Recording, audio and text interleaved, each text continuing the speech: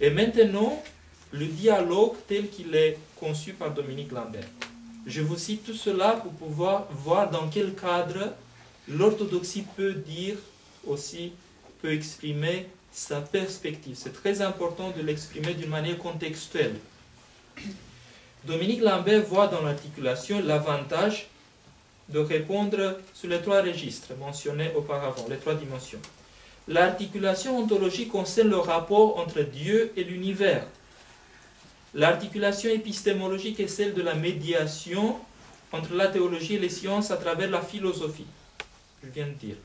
L'articulation éthique est celle du lien entre la théologie morale et l'activité scientifique. Où on se trouve, nous les orthodoxes? Et maintenant commence la réflexion orthodoxe.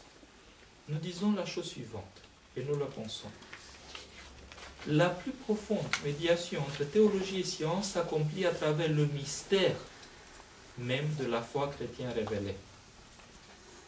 Cette médiation ne manipule pas idéologiquement le savoir scientifique, mais par une investigation honnête des conséquences des découvertes scientifiques, y compris philosophiques, et leur offre une ouverture existentielle essentielle. Elle les incorpore et les assimile de façon critique dans un horizon de la transfiguration spécifique, si vous voulez, au christianisme, le christianisme orthodoxe. Voyons les choses de la manière suivante. En regardant le rapport que Jan Barbe présente,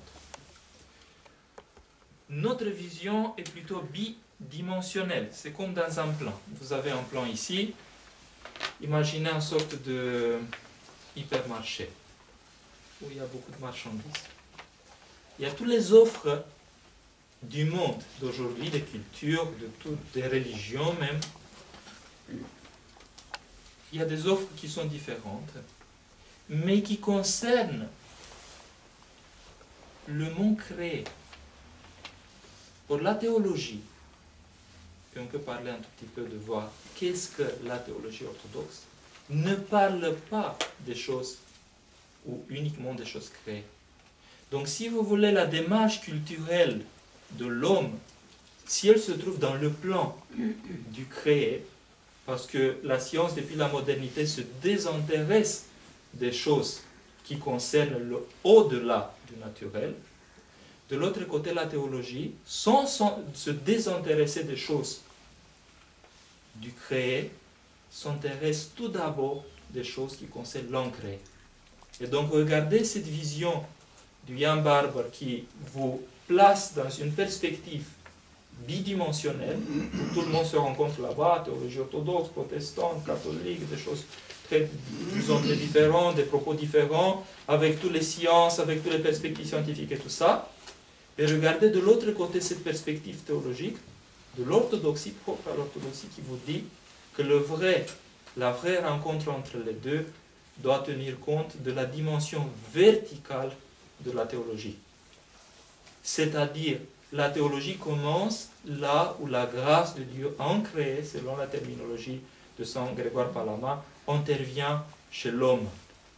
Donc, le fond de la théologie orthodoxe et la manifestation de l'ancré dans le créé. Donc c'est tout d'abord la verticale. Et vous trouvez aujourd'hui chez l'archimandrie Sophronie cette perspective comme que les dogmes mettent l'homme devant l'être divin sans proposer des explications rationnelles, c'est-à-dire les dogmes forcent l'intelligence humaine de s'arrêter pour rencontrer celui qui est au-delà de l'intelligence.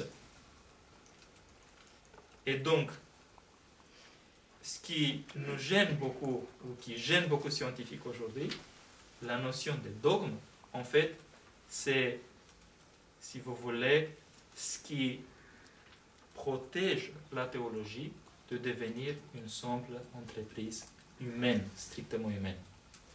Et sauve également le dialogue entre la théologie et la science, parce que ce dialogue ne peut pas être conçu d'une manière bidimensionnelle, mais trois-dimensionnelle, nécessairement. Et donc vous avez ce genre d'intersection, je joue avec les mots en disant cruciforme, comme une croix, entre l'horizontale et la verticale. La théologie qui agit sur la verticale, mais qui donne des conséquences sur l'horizontale, et la science qui agit sur l'horizontale, mais qui peut donner des conséquences sur la verticale, parce que c'est le salut de l'homme qui est en jeu. Si on s'investit trop dans des choses strictement humaines, elles vont finir à notre mort, mais ne vont pas continuer au-delà d'eux. Alors, Saint Séraphin de Sarov, quand il parle de la vie théologique, il dit « Investissez-vous dans les choses qui vont continuer après ».